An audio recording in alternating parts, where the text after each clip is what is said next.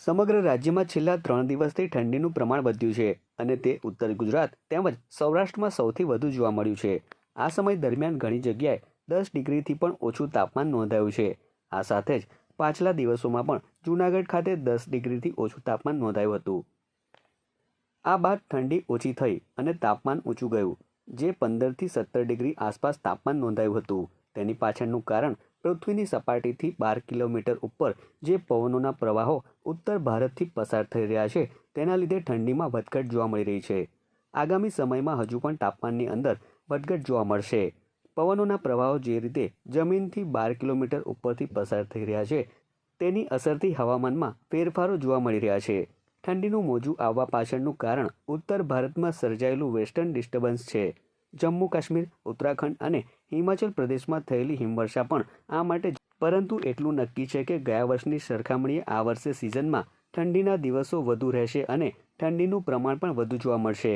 આગામી દિવસોમાં પણ આ તાપમાન લઘુત્તમ અથવા સામાન્ય કરતાં નીચું જોવા મળે તેવી શક્યતાઓ છે। 2024ના ચોમાસાની ઋતુ દરમિયાન વરસાદ પણ વધારે પડ્યો હતો અને તેને લઈને હાલ સુધી તમામ જળાશયો ભરેલા જોવા મળે છે, જેથી વાતાવરણમાં ભેજનું પ્રમાણ પણ વધારે છે અને તેથી જ વધુ ઠંડી જોવા મળે તે પણ શક્યતાઓ છે। આગામી ફેબ્રુઆરી મહિના સુધી આ ઠંડીનો અહેસાસ રહેશે તેવું હવામાન વિશેષજ્ઞએ જણાવ્યું હતું।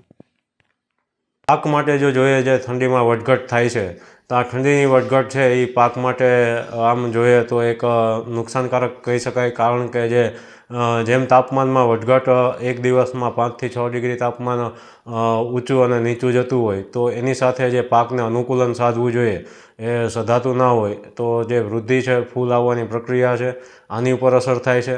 અને ખાસ કરીને અત્યારે આપણે જોઈએ તો બાગાયતી પાકોમાં જે આંબાના પાકમાં અત્યારે ફૂલ આવવાની એટલે ફ્લાવરિંગનો એક તબક્કો છે, તો આ તબક્કાને જે આ તાપમાનમાં વધઘટ છે એ વધારે અસર કરતા હોય છે, જેને લઈ અને બાગાયતી પાકોમાં જે આંબાના કેરી આવવાની, જે ફૂલ આવવાની જે પ્રક્રિયા છે, એની ઉપર વધારે પડતી માઠી અસર થતી હોય છે।